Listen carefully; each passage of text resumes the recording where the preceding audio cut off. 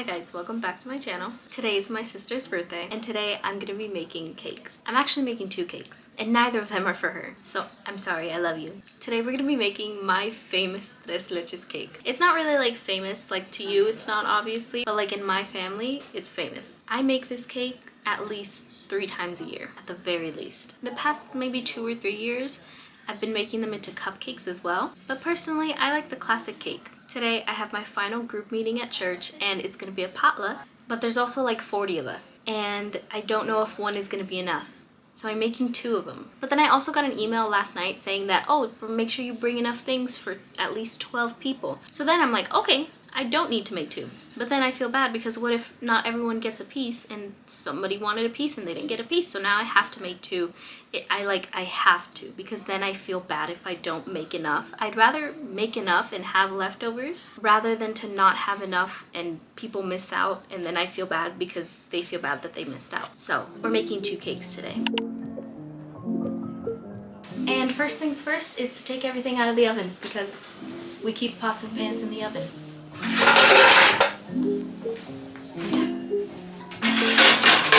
Okay, I think that's it.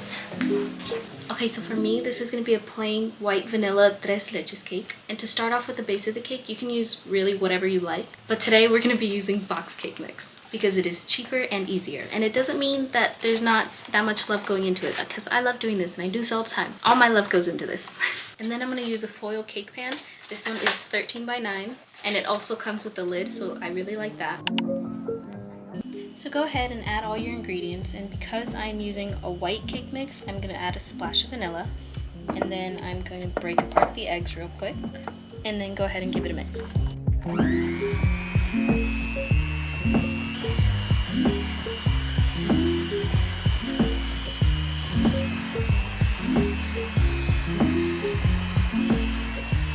You can totally mix this by hand. I just am trying to go a little faster today. The way that I was taught is that you're gonna oil or butter whatever pan you're using, and then you take a paper towel or napkin and just spread it around.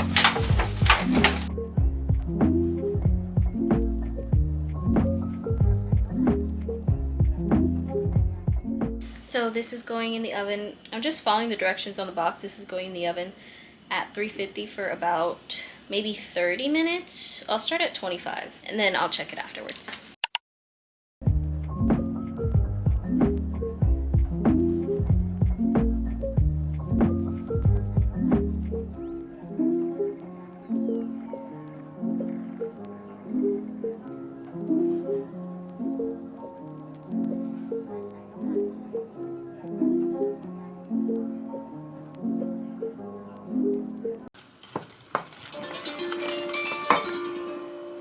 That was crazy timing. The song just finished and then my timer went off. Oh, I almost touched it. Ah! I don't have a toothpick, so we're gonna use a knife. Looks pretty clean to me. And then we're gonna go for another 25 minutes because I think that was perfect time actually. Okay, cool. And now we're gonna get started on the actual leche that's gonna go in there. So to this we're gonna add, this is 14 ounces of condensed milk, 12 ounces of evaporated milk, and we're gonna do a cup of heavy whipping cream. And again, another splash of vanilla in this. And then go ahead and give this a mix. It might take a while for the condensed milk to thin out, but you'll get there. And once everything's all mixed together, there's no more clumps of condensed milk, that's when you know it's ready. So this entire bowl of milk is gonna be for 1 cake. And yeah, that might seem like a lot, but that's the way that I grew up doing it. That's the way that my family likes it, so that's the way we're gonna do it. Like I said, we like our cake to be drenched. When it's a tres leches cake, we like it to be drenched, dripping, and just pooled at the bottom. So that's what we're going for. You can totally skip this step, but I'm just skimping off a little bit off the top just to make it a little more even. When we do this at home, I don't cut off any off the top, but because this is for other people, yeah, I'm gonna try to make it a little more even. And this is kind of hard to do in this kind of pan, so that's why we don't like to do it. And you could totally like take the cake out and put it back, but that's just more work that I'd rather not do right now. Like I said, this entire mixture is gonna go into this cake, so what I'm gonna do is I'm gonna use this big spoon, and I'm just gonna start pouring it on top, see if it can get into the cake on its own. And it's gonna spill out the sides, that's fine, because then it's just gonna get into the cake anyways. So now what you want to do, usually you do this before, but I kind of forgot. You're gonna stab the cake with a fork. plenty of times just to help the milk get in there. You really want to focus on the areas that are kind of dry. So like I cut all of the top part off, so I don't need to focus too much here. But right here on the edges, where it's a lot drier, gotta make extra holes so it gets in there.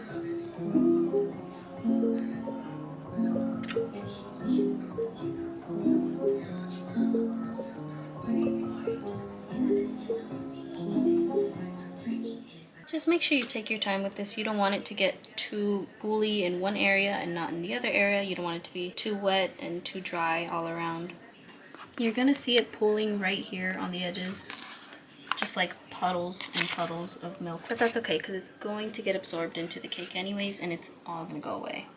And so now we're gonna cover this up. I'm gonna get started on the next one. I'm gonna throw this in the fridge so that it cools down, because you want this cake to be nice and cold.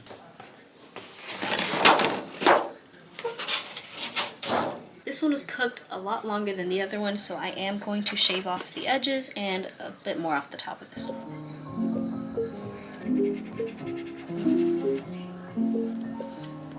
I love when it all comes out in one piece.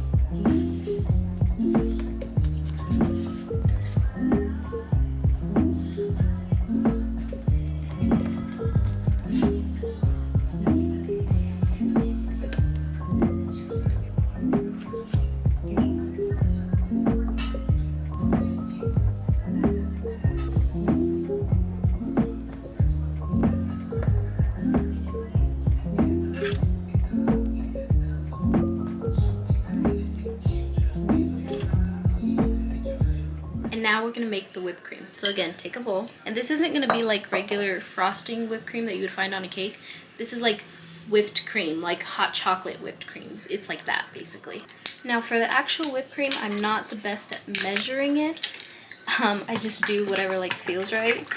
So this is about 2 cups of heavy whipping cream here. It's 1 pint, 16 ounces. That's right, we're gonna be adding more vanilla and some white granulated sugar. So into our bowl, we're gonna add about 2 cups.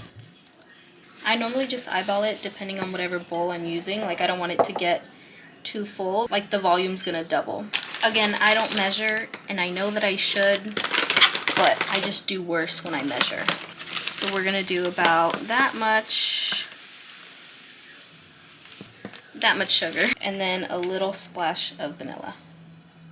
For this, you really do want to use a hand mixer. I've heard that you can do it with your hands.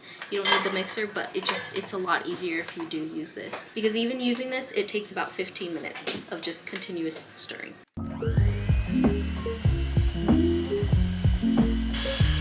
Okay, so I just said that it would take 15 minutes to do, but because of this mixer, it's actually a new mixer. It's a new mixer. It's the brand Hamilton Beach, and it actually took me like 5 to 10 minutes, and usually it takes me 15 minutes. So, I mean, if you need a new mixer, you can get this one.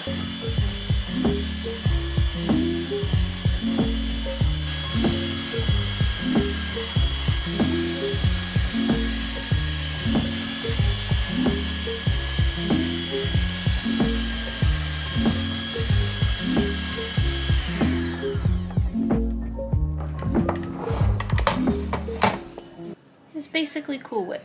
You want it to be nice and thick, nice and creamy. And if it's not sweet enough for your liking, I would add more vanilla, because if you add more sugar at this point, it's just gonna be grainy. It's not gonna mix in very well. So I'm gonna add a tiny bit more vanilla. You do wanna be very careful though, because this does splatter everywhere. I've gotten it on everything now. I did forget to mention that if you overmix your heavy whipping cream, that's how you get butter. So just be very careful. Once you see it start to clump up like how I had it, that's usually a good time to stop. And if you're not mixing around, and you're just staying in that one spot, again, you're gonna get butter. And once you get butter, you can't go back from that. And you'd be able to taste it too, like it's gonna taste like butter. Even after we added the sugar, it would taste like butter. So just be very careful when you do that.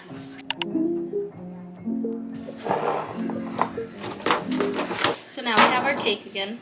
And to make this simple, I'm just gonna use a spoon, because it doesn't have to be the prettiest. You can make it prettier if you want it to be, but I'm just going to scoop it on there like that. And then we'll start spreading it around.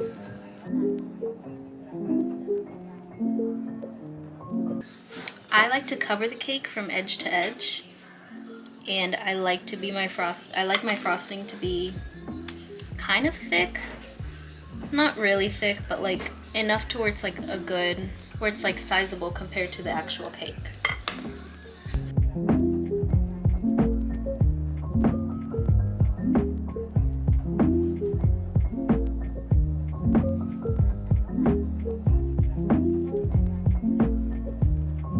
And as much as I want to, I'm not going to top it with anything just because I don't have anything. I didn't prepare for that. So now we're going to cover this back up and put it back in the fridge, and it's going to stay there for a couple hours until it's time to go. And after frosting, I'm left with about this much.